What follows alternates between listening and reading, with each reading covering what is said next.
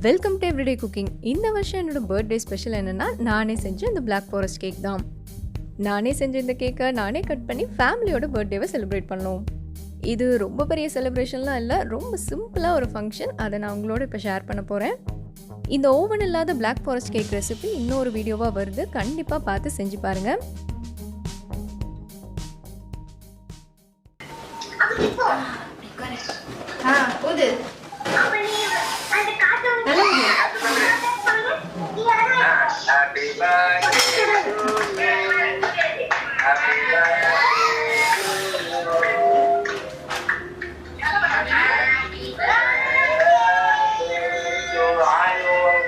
இதுக்கு தான் இது போல